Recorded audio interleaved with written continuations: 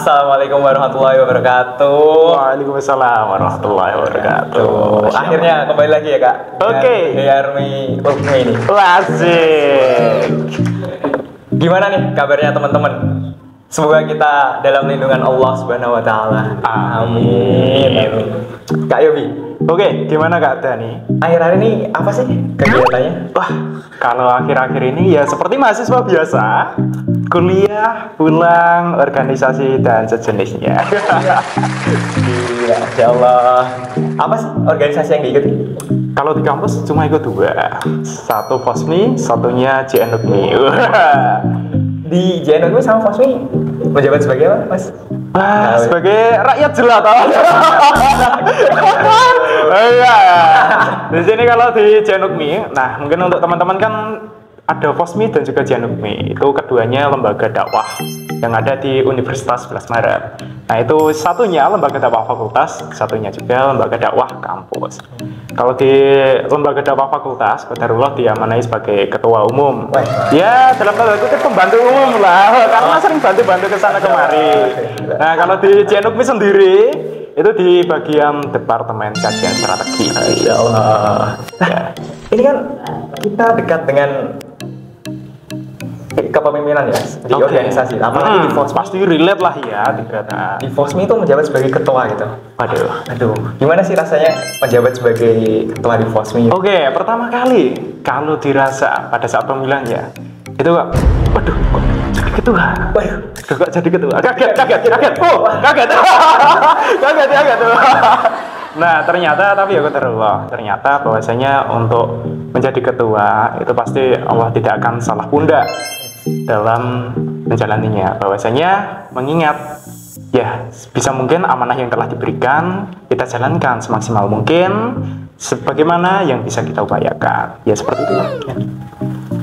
Terus setelah menjabat sebagai ketua di sana, menurut Kak Yobi sih, pemimpin yang ideal itu gimana sih untuk sebuah organisasi atau mungkin bahkan sebuah negara menurut pandangan? Sampai negara ya, awal mula organisasi dulu sampai negara. Oke, mungkin dalam lingkup kecil aja dulu ya, lingkup kecil dalam organisasi. Pemimpin yang ideal, di mana nanti dapat mengayomi anggotanya dibutuhkan 4 karakteristik. Yang mana 4 karakteristik tersebut itu dapat kita ambil suri teladan, dapat kita ambil percontohannya dari Nabi kita, Nabi besar, Nabi Agung, Nabi Allah Muhammad SAW. Yakni pertama sidik, amanah, tabligh, fatwa. Teman-teman pasti udah tahu lah terkait dengan 4 kriteria tersebut. Nah, tapi setidaknya pemimpin yang ideal itu yang mana dapat mengayomi anggotanya pun juga telah selesai dengan dirinya sendiri. Oh yes, nah itu poinnya ya. Poinnya telah selesai dengan dirinya sendiri. Itu penting banget. Harus sudah selesai dengan dirinya sendiri. Ada nggak sih Mas? Tokoh idola sebagai panutan gitu. Wes ya. Tokoh idola yang bisa jadi panutan. Era sekarang atau di era kapan ya? Gak apa-apa, dari lama juga. Udah dari lama. Oke. Dari Islam itu gak apa. Oke, kalau untuk idola yang kiranya bisa jadi panutan itu sebenarnya banyak banget. Kalau kita kilas balik dari sejarah-sejarah yang ada, itu banyak sekali pemimpin muslim yang memang betul-betul sangat berpengaruh di dunia. Itu memang nggak cuma 1-2. Kalau kita ambil contoh yang paling dekat pun juga paling famous, itu banyak seperti Salahuddin Al-Ayyubi, Muhammad Al-Fatih dan lain sebagainya. Khulafaur Rasyidin pun juga bisa kita jadikan sebagaimana contoh teladan. Wah, iya kan. Aku pernah baca tentang bukunya Salahuddin Al-Ayyubi. Oh iya, oke. Karya orang barat kan dari Amerika. Itu disebutkan bahwa di bukunya itu Salahuddin Al-Ayyubi ini dipandang oleh orang barat itu pemimpin yang adil, bahkan musuhnya. Nah, bahkan sampai musuhnya. Nah, Masya Allah. Masya Allah. Kan berarti bukan hanya dari kaumnya sendiri, akan tapi bahkan yang setara musuhnya pun itu bahkan bisa sampai memandang sosok Salahuddin Al-Ayyubi itu menjadi salah satu sosok yang memang benar-benar berpengaruh. Pun juga emang dalam implementasi, dalam refleksinya itu memang beliau itu sangat berkhatsmah dalam kepemimpinannya. Seperti itu sih. Keren. Keren. Berarti Mas Dani ini suka baca sejarah kayak gitu ya? Dikit sih. Oh, iya sih. Ya, karena emang anak sejarah. Ada sejarah, oke. Jadi sering berkutat dengan sejarah, oke. Berkutat dengan masa lalu, sulit meninggalkan dia yang selalu mengadu. Oke. Oke, lanjut aja Kak. Oh, mungkin kalau tadi kan di sejarah ya. Kalau di era sekarang ada gitu kira-kira? Kalau di era sekarang ya banyak sebenarnya dari pemuda bangsa gitu. Dari tokoh-tokoh revolusioner bangsa Indonesia bahwasanya banyak sekali beliau-beliau yang memiliki suatu keterikatan dengan aspek spiritualitas ketuhanan, bahwasanya suatu kepemimpinan diharapkan itu dapat menilik dari beberapa aspek, yakni salah satunya kepemimpinan profetik. Di mana kepemimpinan profetik itu mencontoh bagaimana implementasi, refleksi dari kepemimpinan, gaya kepemimpinan para nabi.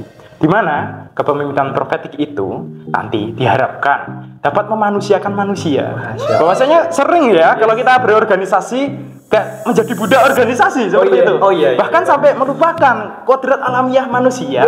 Yang mana kadang itu emang bener-bener bikin bad mood, belum selesai udah tambah yang lagi yang lainnya. Otomatis kayak tidak memanusiakan manusia.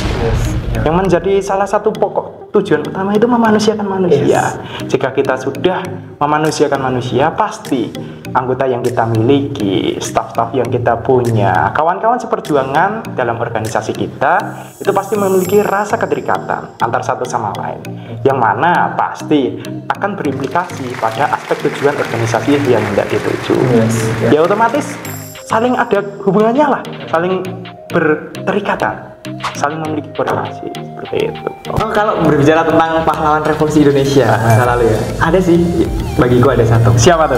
Yang paling menonjol ya. Oke, mana? Host Cokro Aminoto. Boleh, Host Cokro Aminoto. Ya, karena apa? Apakah karena kumisnya? Gimana? Khas banget. Khas banget sih ya. Itu kenapa? Dia karya-karyanya bagus. Kayak contoh bukunya ya, Islam dan Sosialisme.